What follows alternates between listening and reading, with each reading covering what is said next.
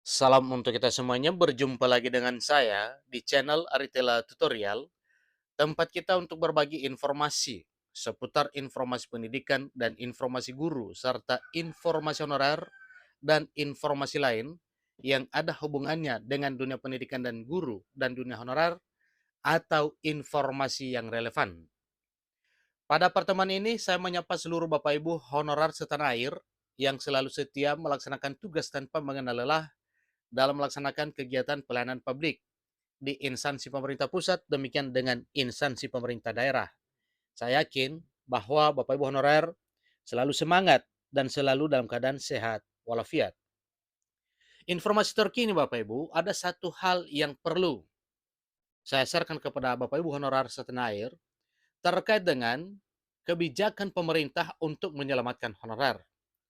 Disampaikan bahwa 7.000 tenaga honorer lembaga ini terancam diberhentikan. Menteri Penanggulangan Aparatur Negara dan Reformasi Birokrasi rilis surat edaran terbaru soal gaji non-ASN. Nah, Bapak Ibu terkait dengan hal ini, mari kita simak informasinya supaya jelas dan jangan lupa tekan tombol subscribe, nyalakan tombol notifikasinya supaya semua informasi yang disalurkan melalui channel ini selalu update di layar Bapak Ibu. Tanpa basa-basi lagi, langsung pada informasinya. Lengkongayobandung.com memuat satu informasi terkait dengan kebijakan pemerintah untuk menyelamatkan honorer. Menpan RB telah menerbitkan surat edaran kepada kementerian, lembaga, dan pemerintah daerah untuk menganggarkan gaji tenaga honorer pada tahun 2024. Sehingga dengan demikian, tidak ada alasan rekrutmen honorer menjadi ASN tahun 2024 karena sudah dihimbau oleh pemerintah pusat melalui Menpan RB untuk menyampaikan kepada pemerintah daerah atau kepada masing-masing kepala instansi untuk menganggarkan gaji honorer tahun 2024. Menanggapi hal ini, anggota Komisi 2 DPR RI Muhammad Toha menuturkan bahwa gaji tenaga honorer tahun 2024 akan dianggarkan pemerintah. Kemudian, dalam surat tersebut, Menteri Penanggulangan Aparatur Negara dan Reformasi Birokrasi Menpan RB meminta kepada pemerintah pusat maupun daerah untuk menganggarkan gaji tenaga honorer yang sudah masuk ke dalam database BKN. Selanjutnya, Menteri Penanggulangan Aparatur Negara dan Reformasi Birokrasi menegaskan bahwa anggaran tersebut tidak mengurangi besaran gaji yang telah diterima tenaga honorer selama ini. Bila perlu, dinaikkan. Lebih lanjut, Anas mengatakan pemerintah bersama Dewan Perwakilan Rakyat Republik Indonesia serta berbagai pemangku kepentingan sedang melakukan penataan tenaga honorer dan mencari solusi terbaik. Tentunya, solusi terbaiklah nanti itulah yang akan disampaikan kepada Bapak Ibu honorer untuk hal tersebut. Selanjutnya arahan terbaru soal tenaga honorer diatur dalam surat edaran Menteri Pan RB dengan nomor B garing 1527 garing M.SM.01.00 tentang status dan kedudukan X THK2 dan tenaga non ASN yang diterbitkan 25 Juli 2023 beberapa bulan yang lalu. Adapun isi surat edaran tersebut sesuai masukan dan aspirasi dari berbagai pihak, tenaga non-ASN masih diperlukan dalam mendukung pelaksanaan tugas pemerintahan. Selain itu, Kementerian Penanggulangan Aparatur Negara dan Reformasi Birokrasi, Kementerian Pan RB, lantas meminta kepada instansi, baik pusat maupun daerah, untuk menjalankan sejumlah langkah. Kemudian dalam surat edaran juga ditegaskan, semua instansi pemerintah harus mengalokasikan pembiayaan kepada tenaga honorer dengan prinsip tidak mengurangi pendapatan yang selama ini diterima. Berikut 3 permintaan kepada PPK terkait tenaga honorer yang tertuang dalam surat edaran Menteri Pan RB dengan nomor B garing 1527 M.SM.01.00/2023.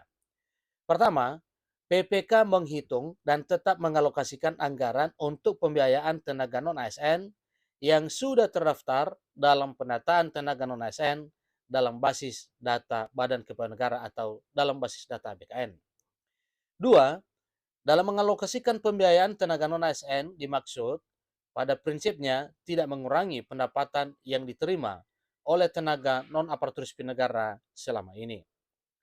Ketiga, PPK dan pejabat lain dilarang mengangkat pegawai non-PNS dan atau non-P3K untuk mengisi jabatan ASN atau tenaga non-ASN lainnya.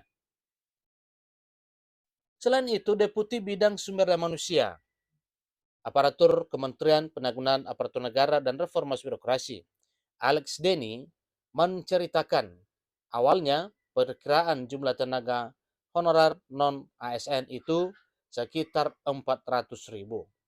Ternyata begitu didata ada 2,3 juta dengan mayoritas ada di pemerintah daerah.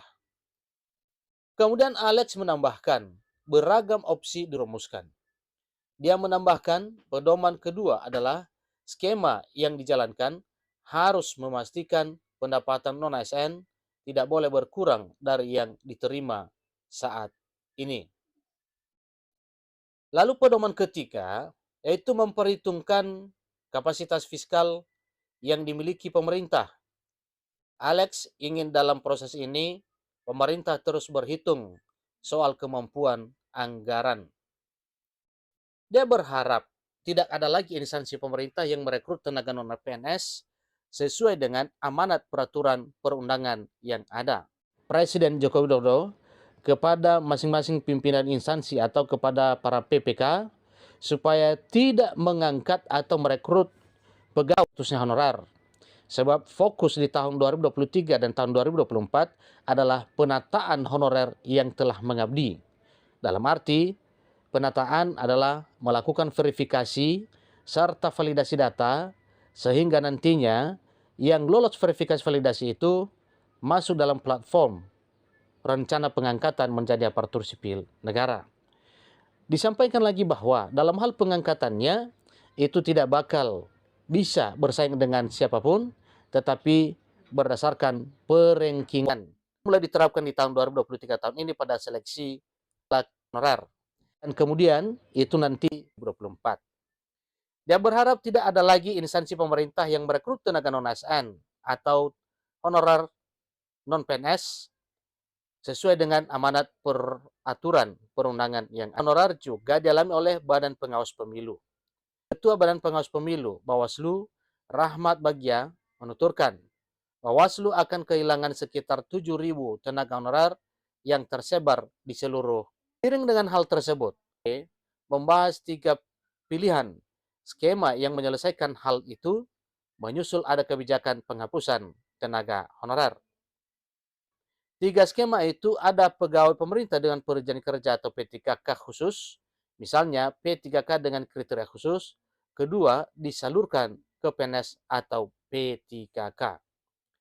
Masa honorer hingga 2 tahun ke depan.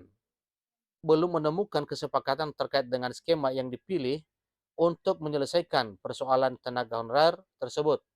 Pertemuan akan tetapi secara rinci waktu pertemuan. Ahmad menuturkan pihaknya berharap Kementerian Pan-RB dapat memilih satu di antara 3 skema itu selama menguntungkan tenaga honorer Bawaslu. Sebelumnya Rahmat menuturkan bahwa Bawaslu akan kehilangan sekitar 7.000 tenaga honorer yang tersebar di seluruh Indonesia setelah hadiri pelantikan anggota Komisi Pemilihan Umum atau KPU, kabupaten kota di Banten, Jambi, dan Sumatera Barat di kantor KPU RI pada Jumat 16 Juni 2023. Apabila 7.000 tenaga honorer itu diberhentikan di setiap Bawaslu kabupaten kota yang akan tersisa 8-10 PNS dengan jumlah pegawai yang tergolong sedikit itu, Bawaslu berpeluang kesulitan mengawasi pada masa kampanye pemilu 2024. Demikian informasinya. Terima kasih buat kebijakan yang dilakukan dan ditempuh oleh Menpan RB terkait dengan surat edaran yang diterbitkan sehubungan dengan pembatalan penghapusan honorar, dan kita berdoa kiranya pengangkatan honorer menjadi ASN tanpa tes menjadi bagian Bapak Ibu honorer di tahun 2023 dan tahun 2024 tahun depan. Demikian, sampai ketemu pada informasi berikutnya. Terima kasih.